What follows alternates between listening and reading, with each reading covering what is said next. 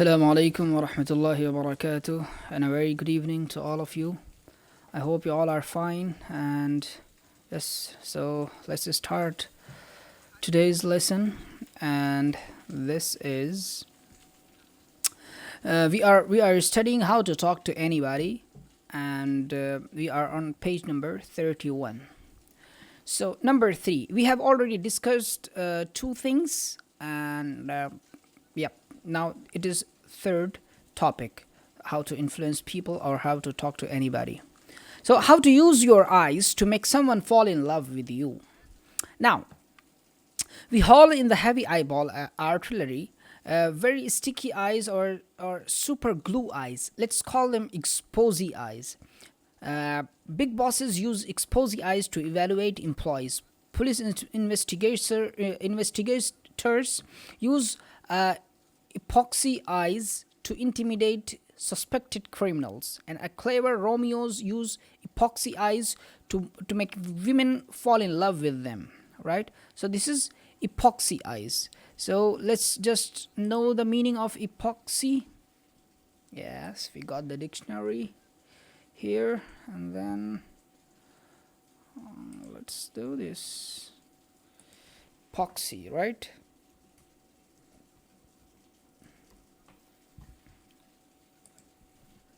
A thermosetting resin used chiefly in strong adhesive and coating and laminates. Epoxy, okay, glued with epoxy. However, so if romance is your goal, epoxy eyes is a proven aphrodisiac. Okay, let's see this word as well.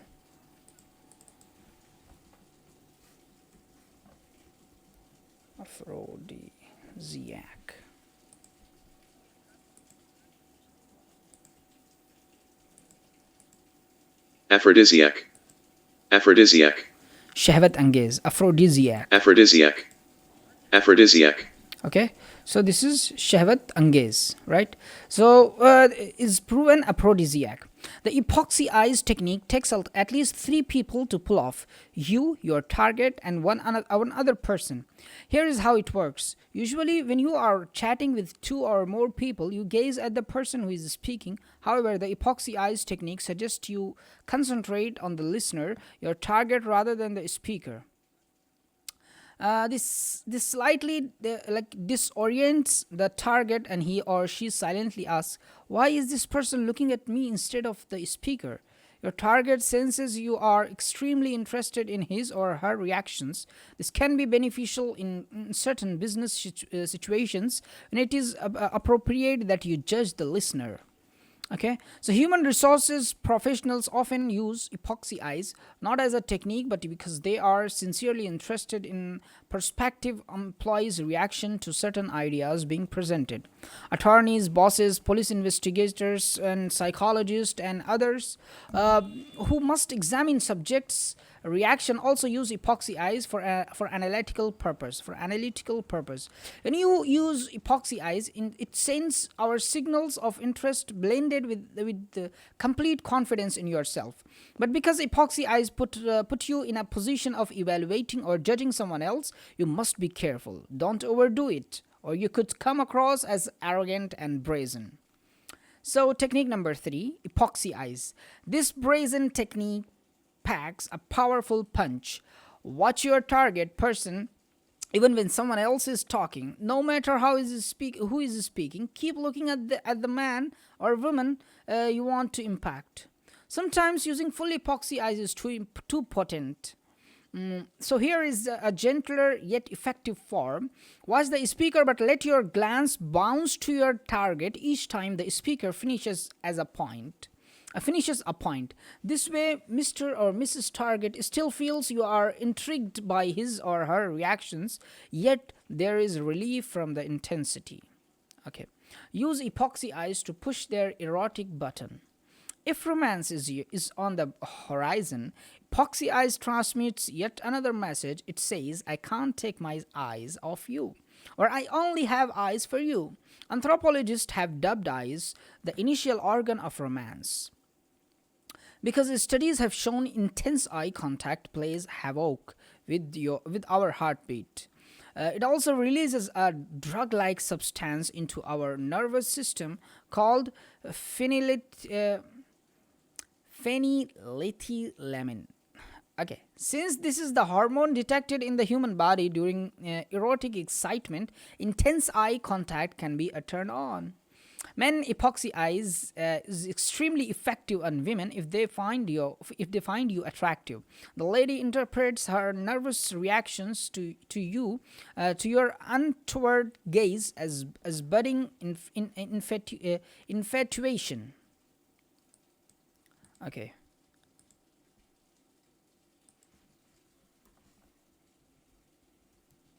Budding means ubharta and infatuation. Ubharti hamaqat. Okay, so untoward gaze. So the lady interprets her nervous reaction to your untoward gaze as budding infatuation. ठीक है, उभरती हुई हमाकत. If she does not like you, however, your epoxy eyes is downright obnoxious. Okay, so now obnoxious means काबिल नफरत, like बेहूदगी से लगेगा कि बहुत बेहुदा हरकत है ये, right? So never use epoxy eyes on strangers in public setting or you could get arrested, right? Okay, so how to look like big winner wherever you go? That's a very interesting topic. Do you remember the lyric to the old Shirley Bassey song? The minutes you walked in the joint, I could see you were a man of distinction, a real big spender, good-looking, so refined, so say, wouldn't you like to know what's going on in my mind? The goal of this first section is not to make you look like a real big spender. Rather, it is to give you the cachet of a real big somebody the moment people lay eyes on you. To the end, we now explore the most important technique to make you look like a very important person. When the doctor smacks your knee with that nasty little hammer, your foot jerks forward. Thus, the phrase knee-jerk reaction, right? So your body has another instinctive reaction. When a big jolt of happiness hits your heart and you feel like a winner, your head jerks up automatically and you throw your shoulders back, like that. A smile frames your lips and softens your eyes. This is the look winners have constantly. They stand with assurance. They move with confidence. They smile softly with pride. No doubt about it. Good posture symbolizes that you are a man or a woman who is used to being on top. Obviously, millions of mothers sticking their knuckles between their kids' shoulder blades and trillions of teachers telling students stand up straight hasn't done the trick. We are a nation of slouchers. Okay, slouchers.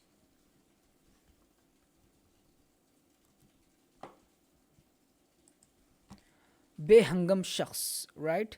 So, nation of slouchers. We need a technique more stern than teachers and more persuasive than parents to make us stand like a somebody. In one profession, perfect posture, perfect equilibrium, perfect balance is not only desirable, it's a matter of life and death. One false move, one slump of the shoulders, one hangdog look can mean curtains for the high wire acrobat. I will never forget the first time Mama took me to the circus and 7 men and women raced into the center ring. The crowd rose as though they were all joined at the hips. They cheered with 1,000 voice. With one thunderous voice, Mama passed her lips against my ear and reverently whispered, "These were the great Wallendas, the only troupe in the world to perform the 7-person pyramid without a net." In an instant, the crowd became hushed. Not a cough or a soda slurp was heard in the big top as a Karl and Hermann Wallanda shouted cues in German to their trusting relatives. The family meticulously and majestically ascended into the position of a human pyramid. Then they balanced precariously on a thin wire hundreds of feet above the hard dirt, with no net between them and sudden death. The vision was unforgettable. To me, equally unforgettable was the beauty and grace of the 7 Wallendas racing into the center of the big top to take their bows, each perfectly aligned, head high, shoulders back, standing so tall it still didn't seem like their feet were touching the ground. Every muscle in their bodies defined pride, success, and their joy of being alive. Still, here is a visualization technique to get your body looking like a winner who is in the habit of feeling that pride, success, and joy of being alive. Okay, so your posture is your biggest success barometer. Imagine you are a world-renowned acrobat, master of the Iron Jaw Act, waiting in the wings of the Ringling Bros and Burnhams and Ballet Circus. Soon you will dart into the center ring to captivate the crowd with the precision and balance of your body.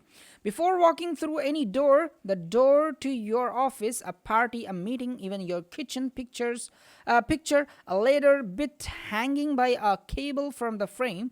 It is swinging just an inch higher than your head. As you pass through the door, throw your head back and chomp on the imaginary dental grip that first pulls your cheeks back into a smile and then lifts you up.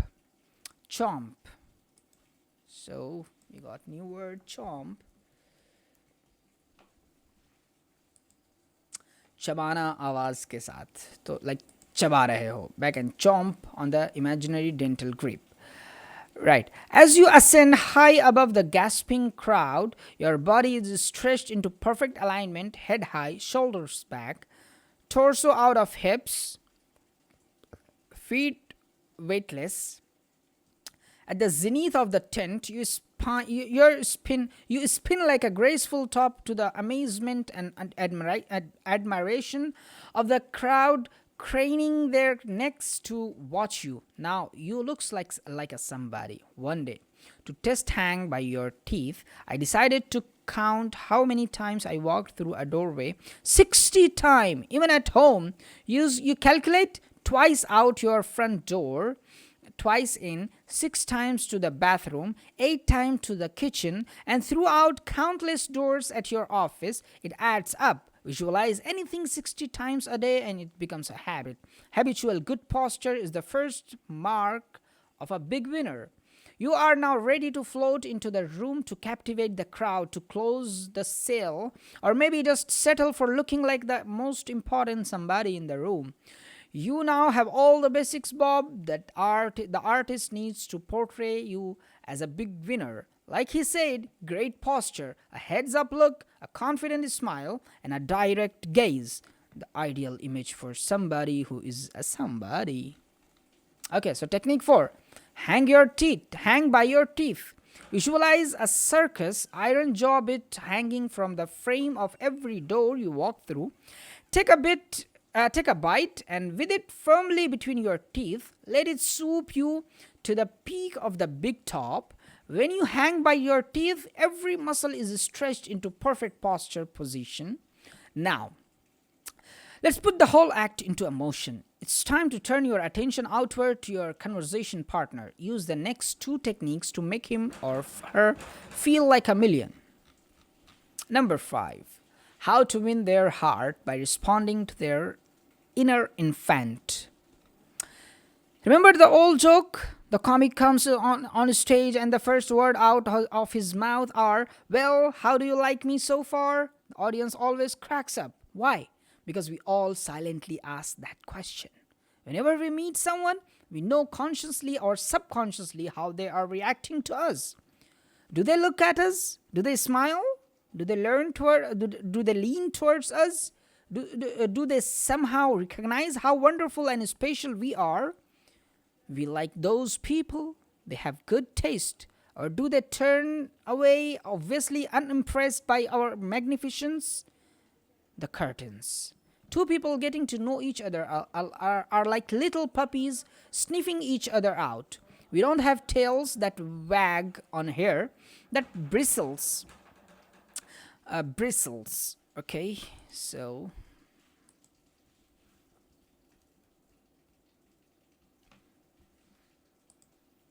bristle is سخت رد عمل دینا, right? رونگٹے کھڑے ہونا.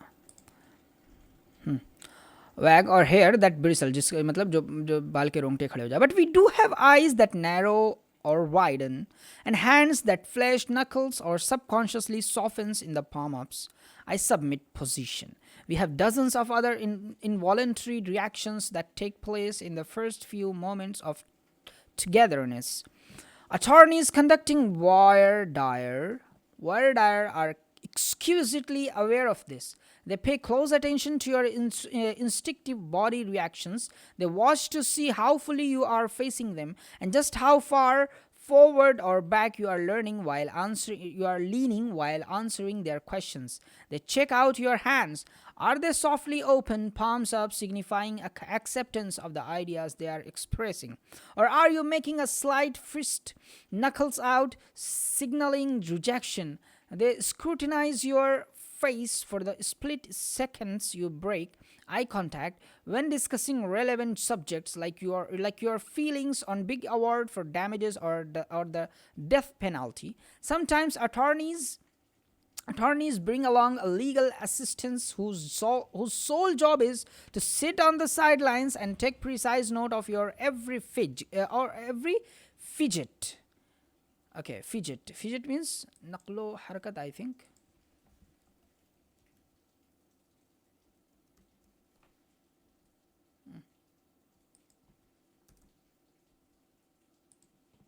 बेकरार होना, यानी आपकी हर बेकरारी को वो नोट करता है. An interesting aside, trial lawyers often choose women to do this twitch and turn spying job because traditionally females are sharper observers of subtle body cues than males. Women more sensitive bothering you, honey? These super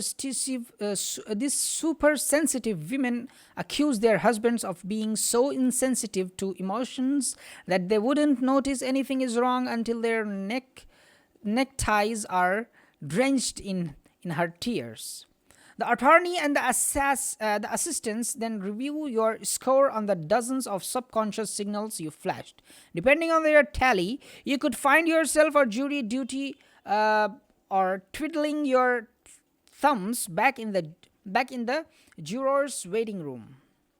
Trial lawyers are so conscious of body language that in the 1960s, during the famous trial of the Chicago 7, defense attorney William Kunstler actually made a legal objection to Judge Julius Hoffman's posture during the summation. By the prosecution, Judge Hoffman leaned forward, which accused Kunstler sent a message to the jury of attention and interest. During his defense summation, complained Kunstler, Judge Hoffman leaned back, sending the jury a subliminal message of disinterest. You are on trial, and you only have 10 seconds. Like attorney, deciding whether they want you on their case, everybody you meet makes a subconscious judgment on whether they want you in their lives. They base their verdict greatly on the same signals, your body language answer to their unspoken questions. Well, how do you like me so far? The first few moments of your reaction set the stage upon which the entire relationship will be played out. If you ever want anything from the new acquaintance, your unspoken answer to their unspoken questions, how do you like me so far, must be, wow, I really like you. What a little 4-year-old feels bashful. He slumps, puts his arm up in front of his chest, steps back and hides behind mummy's skirts. However, when little Johnny sees daddy come home, he runs up to him. He smiles, his eyes get wide, and he opens his arm for a hug. A loving child's body is like a tiny flower bud unfolding to the sunshine. 20, 30, 40, 50 years of life on earth make little difference. When 40-year-old Johnny is feeling timid, he slumps and folds his arms in front of his chest. When he wants to reject a salesman or business colleague, he turns away and closes him off with a myriad of body signals. Myriad, what is this?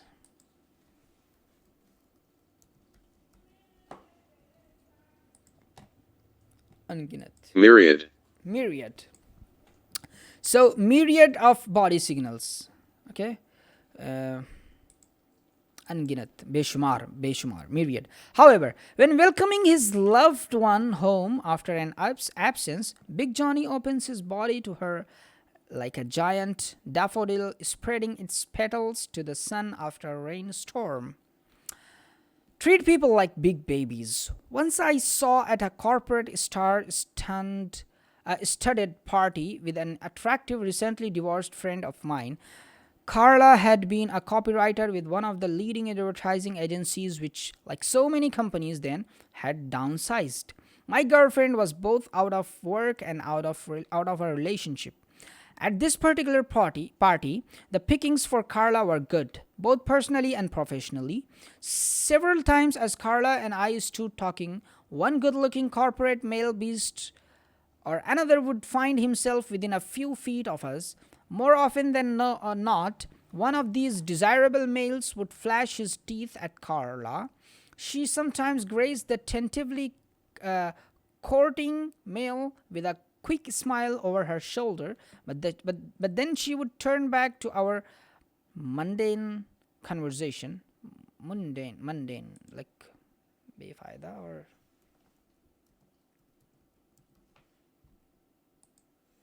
dunyavi. Mundane.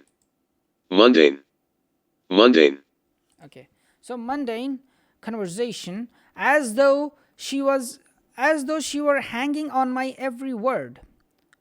Okay, so I knew she was trying not to look anxious, but inside Carla was crying out, why doesn't he come speak to us?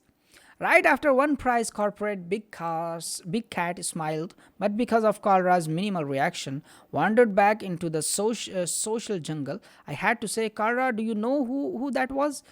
He is the head of the Young and Rubicam in Paris. They are looking for copywriters willing to relocate, and he is single. Carla moaned. Just then, we heard a little voice down by Carla's left knee. Hello. We looked down simultaneously. Little 5-year-old Willie, the hostess's adorable young son, was tugging on Carla's skirt, obviously craving attention. Well, Carla cried out, a big smile erupting all over her face. Carla turned toward him. Carla kneeled down, touched little Willie's elbows, and crooned, well, hello there, Willie. How are you enjoying Mummy's nice party? Little Willie beamed. When little Willie finally trundled off to tug on the garments of the next group of potential attention givers, Carla and I returned to our grown-up conversing. Okay, so here is the word. Where is that? Trundle.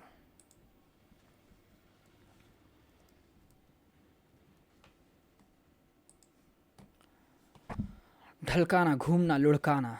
So when little Willie trundled off to tug on the garments of the next group of potential attention givers, Carla and I returned to our grown-up conversing. During our chat, corporate beasts continued to stalk Carla with their eyes, and she continued casting half a smile at them. She was obviously disappointed none of them was making a further approach. I had to bite my tongue. Finally, when I felt it was going to bleed from the pressure of my teeth, I said, Carla, have you been noticing that 4 or 5 men have come over and smiled at you? Yes, Carla whispered, her eyes darting nervously around the room lest anyone overhear us. And you have been giving them a little half smiles, I continued. Yes, she murmured, now confused at my questions. Remember when little Willie came up and tugged on your skirt? Do you recall how he smiled, that beautiful big smile of yours, turned towards him and welcomed him into our grown-up conversation? Yes, she answered haltingly. Well, I have a request, Carla. I want you to give the next man who smiles at you the same smile, the same big smile you gave Willie. I want you to turn towards him just like you did then. Maybe even reach out and touch his arm like you did Willie's, and then welcome him into our conversation.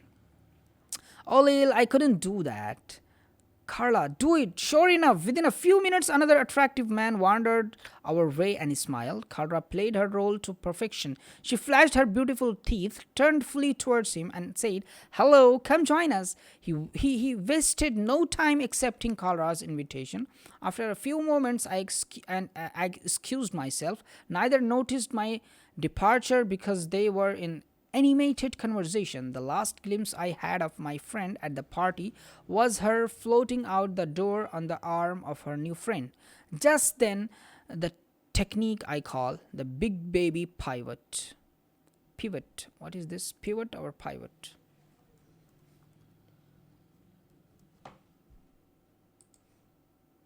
फिरकी घुमाना.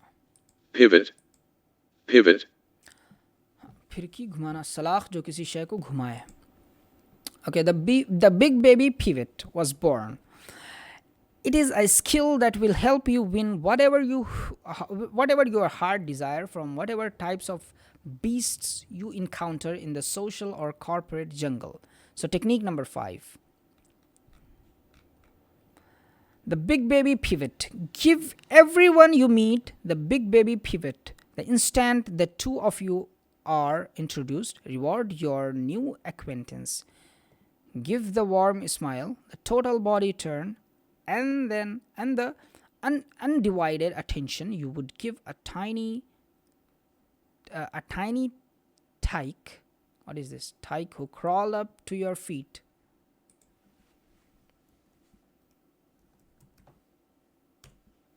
गंवार शख्स, okay, बच्चा या बच्ची. So you would give a tiny tick who crawled up to your feet, turned a precious face up to yours, and beamed a big toothless grin. Pivoting 100% towards the new person shouts, "I think you are very, very special."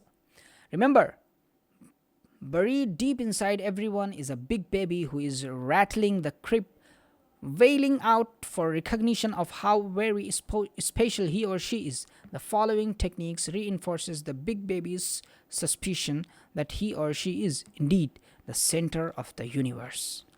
Okay, so I think this is enough for today. Thank you, Jazakallah khair. Hope you understood, and please write down, if you can, the summary of what you have read, what you have listened. Jazakallah khair. Wassalamu alaikum wa rahmatullahi wa barakatuh.